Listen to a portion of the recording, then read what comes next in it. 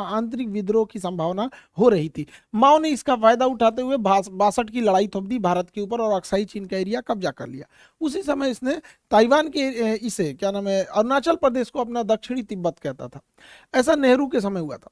अभी यहाँ पर सी जिनपिंग जो है, इसके समय भी बहुत तेजी से विरोध हो रहा है। चाइना में सी जिनपिंग के खिलाफ बहुत तेजी से बगावत हो रही है। इसने भी वही सहारा लिया जनता का ध्यान भटकाने के लिए। इसने भी भारत से लड़ाई थोपने के लिए कई बार अक्सर उत्साह वाले काम किए हैं। अभी हाल में इसने तवांग में घुस गया। अरुणाचल प्रदेश का जगह है तवांग घाटी। तवांग में जहाँ बोमडीला दर्रा भी है, तवांग जिला में है, वहां पे चाइनीज सैनिक ऊपर आने लगे भारतीय पोस्ट पर। भारतीय सैनिकों ले डंडा मार के कपार फाड़ दिया है सब चाइनीज सबका। एक भी भारतीय को किसी भी तरह की गंभीर चोट नहीं आई है, ना ही कोई भारतीय सैनिक शहीद हुआ है।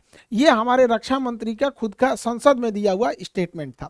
और वहीं चाइनीज मीडिया इस पर एकदम चुप है। जब चाइनीज पिटाते हैं सब ना तो एकदम चुप हो जाते हैं। आपको याद होगा जो जून 2020 पिटाया था, 6 महीना बाद बोला था कि हाँ हम लोग पिटा गए। वो सब इतनी होता है, ऐसा आके भाज रहा था, सब मार यहाँ पे लाठी लाठी का पार फाड़ दिया सब चाइनीज सबका। चाइना वहां से भाग निकला और अभी चाइना कुछ नहीं बोल रहा है। अपनी जनता का ध्यान भटकाने के लिए ये कभी ताइवान के ऊपर अटैक करता है, कभी ये भारत की ओर। अभी इसके जो फाइटर जहाज थे सब वो कई बार उत्तराखंड के पास में मडराने लगे सब। उत्तराखंड के पास मडराने के भी कई रीजन है। उत्तराखंड में अभी भारत और अमेरिका की सेना यहाँ बहुत करीब नंदा देवी पर्वत के पास आकर चाइना के पास युद्ध अभ्यास की। इसीलिए वो अपने ड्रोन को, और उसने सबसे बड़ा जो बमवर्षक जहाज बना है S-20 ये बमवर्षक जहाजों को भारत के सीमा के पास उड़ाते रहता है। तो भारतीय सेना भी अपनी वायु से एयरफोर्स को तुरंत एक्टिवेट कर देती है और एयरफोर्स भी ऊपर से जाके वार्निंग देने लगती है कि अगर इधर की ओर आओगे तो तुम्हारा भी इलाज कर दिया जाएगा बढ़िया से।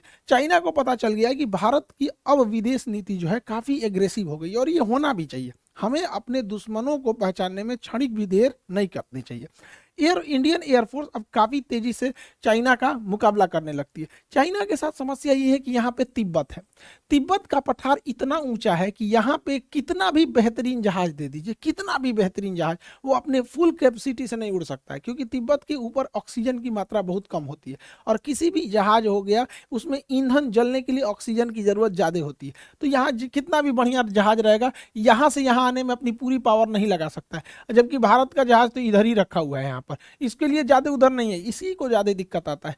आपको पता होगा तिब्बत और हिमालय के ऊपर से कोई कमर्शियल जहाज जाते भी नहीं है सब यहाँ पे। तो इंडियन एयरफोर्स काफ़ी एग्रेसिव में इसमें आगे बढ़ रही है। लेकिन चाइना इसे अन्य जगहों से घेरना चाह रहा है। पाकिस्तान के सहारे घेरना चाह रहा है, इधर मलक्का के सहारे, इधर तंजानिया के सहारे, तंजानिया के साथ इधर से मलक्का को इधर से, और ऐसे चारों ओर से चाइना भारत को घेरना चाह रहा है। हालांकि भारत भी इससे अब काउंटर अटैक के मूड में आ गया है। भारत अपने वायुसेना की ताकत को लगातार बढ़ा रहा है। एयर बेसेस को भारत बढ़ाया जा रहा है। अभी गुजरात में दीसा एयरबेस का शिलान्यास किया गया। यह एयरबेस बहुत जरूरी था। दीसा एयरबेस कहाँ है, उससे पहले आपको पाकिस्तान के एयरबेस का आइडिया होना चाहिए। पाकिस्तान का इधर का एरिया है बलूचिस्तान, इधर उसके दुश्मन कम है अफगानिस्तान है, तो उसमें अफगानिस्तान के पास कोई उतना टेक्नोलॉजी ही नहीं है। और उसका ज़्यादातर एयरबेस अगर आप देखेंगे तो ये भारत की ओर मिलेगा। ये उसने पाक ऑक्युपाइड कश्मीर है, POK पे कब्जा कर लिया है यहाँ पे। अब यहाँ अगर आप ध्यान देंगे तो ये पाकिस्तान के बहुत सारे एयरबेस है, जिसमें एक तो यहाँ शहबाज एयरबेस इसका बहुत प्रसिद्ध है। यहाँ F-16 जहाजें रहती हैं।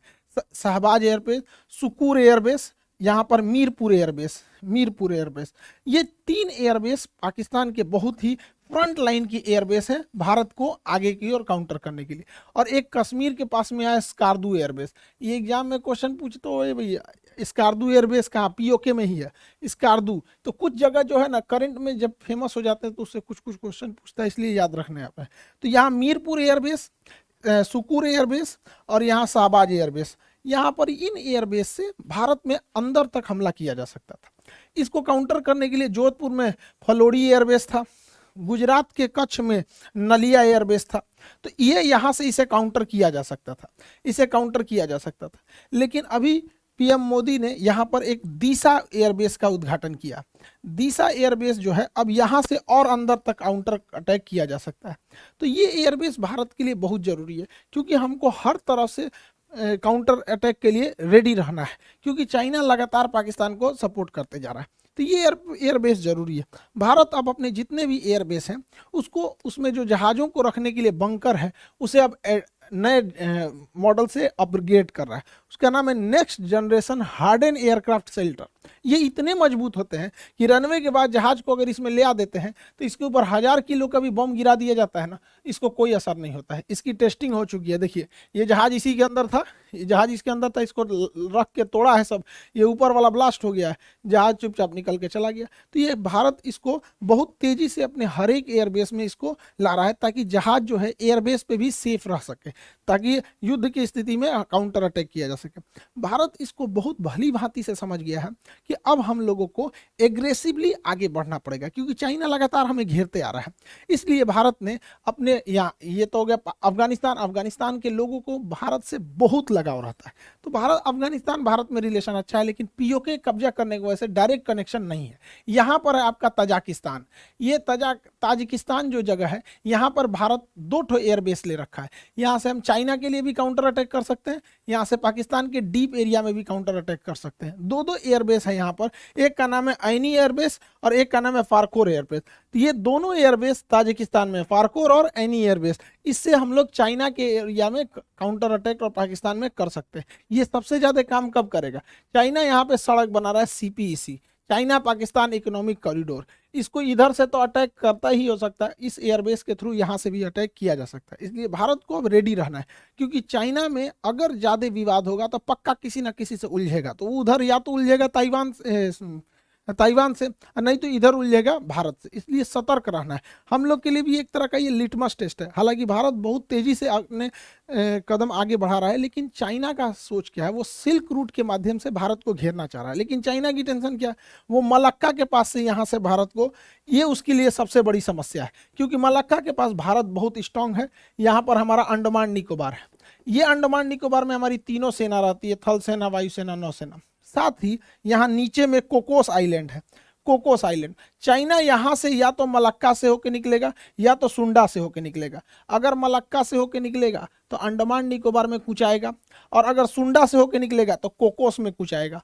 देखिए कोकोस आइलैंड हमारा नहीं, देखिए कोको अलग है, कोको आइलैंड म्यांमार के पास है, हम ही लोग का था, नेहरू ने गिफ्ट दे दिया यहाँ पे। ये कोकोस आइलैंड जो है ये ऑस्ट्रेलिया का है, लेकिन ऑस्ट्रेलिया से हम लोगों ने समझौता कर रखा है कि एक दूसरे के बेस का इस्तेमाल करने के लिए, तो इसका इस्तेमाल हम लोग कर सकते हैं यहाँ से काउंटर करने के लिए। इसलिए चाइना को पता है कि इस एरिया में हम कुछ नहीं कर सकते हैं, इसलिए चाइना मलक्का को अपने डेलिमा दुविधा समझता है, मलक्का डेलिमा।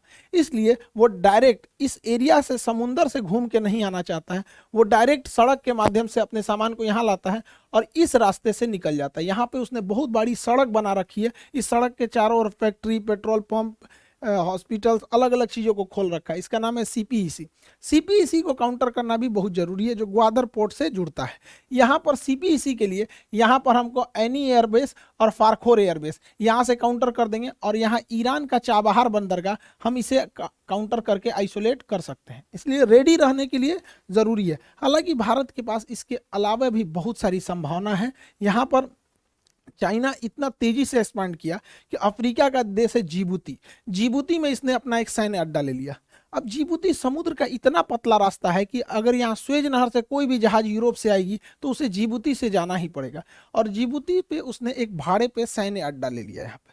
लेकिन अच्छी बात यह है कि जहाँ इसने सैन्य अड्डा लिया है वहाँ से थोड़ी ही दूरी पर फ्रांस का भी सैन्य अड्डा है, और हमारा और फ्रांस का समझौता है कि हम एक दूसरे के सैन्य अड्डे का इस्तेमाल कर सकते हैं। तो यहाँ ये पैसा दे के सैन्य अड्डा ले रहा है, भारत वहाँ ऐसे ही पहुँच सकता है। इसके अलावा जरूरी है भारत सरकार को कि यहाँ पे यमन में अभी अशांति फैली हुई है, यमन का यह सोकोत्रा आइलैंड भारत के लिए एक वरदान साबित होगा, क्योंकि अगर हमारा सोकोत्रा आइलैंड पर अब अगर प्रेजेंस बन गया तो यहाँ से हम ग्वादर बंदरगाह को काउंटर कर सकते हैं, यहाँ से हम जिबूती को काउंटर कर सकते हैं, और यहाँ से हमारी सप्लाई लाइन को भी कोई नहीं रोक सकता है।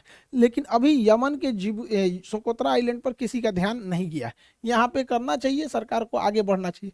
चाइना ने इतना ज़्यादा मात्रा में लोन दे रखा है अफ्रीकी देशों को कि उन्हें अपने कर्ज के जाल में फंसा लिया, और इस जाल में फंसाया बढ़िया से तंजानिया को। तंजानिया जो है इसका एक जंजीबार द्वीप है जो दुनिया में सबसे ज्यादा लौंग के उत्पादन के लिए प्रसिद्ध है। तंजानिया के सभी समुद्री तटों को चाइना मांग रहा है कि हमको दे दो लीज पे, ये सारे समुद्र तट पे हम अपने बंदरगाह बनाएंगे। और आपको पता है कि चाइना अगर बंदरगाह बना दिया तो वहां अपनी पनडुब्बी नौसेना की जहाजों को लाएगा। हम लोगों की लाख कोशिशों के बावजूद चाइना का जहाज यहाँ पर अपना लंगर डाल ही दिया। इसलिए इसे काउंटर करने के लिए भी भारत के पास कई सारे द्वीप हैं। सेशेल्स का द्वीप एजम्पशन आइलैंड जिस पे भारत अपना मतलब बेस बनाने वाला है, सेशेल्स में यहाँ पर है। मॉरिशस में एग्लीगा द्वीप है। ये दोनों द्वीप यहाँ से काउंटर अटैक के लिए यहाँ पर अवेलेबल हो सकते हैं। तो कहने का सेंस ये है कि भारत को पहले से अब रेडी रहना चाहिए, क्योंकि चाइना में जहां उथल पुथल होगा तो सी जिनपिंग अपने देश की जनता का ध्यान अपने ओर से हटाने के लिए वो कि या तो ताइवान की ओर हमला करेगा या तो फिर भारत की ओर। हालांकि भारत की ओर करेगा नहीं, अब उसको पता है कि 62 नहीं रह गया, यहाँ पे आदमी दौड़ा के मारेगा उसको। हालांकि युद्ध में अब अगर देखेंगे तो वर्तमान परिदृश्य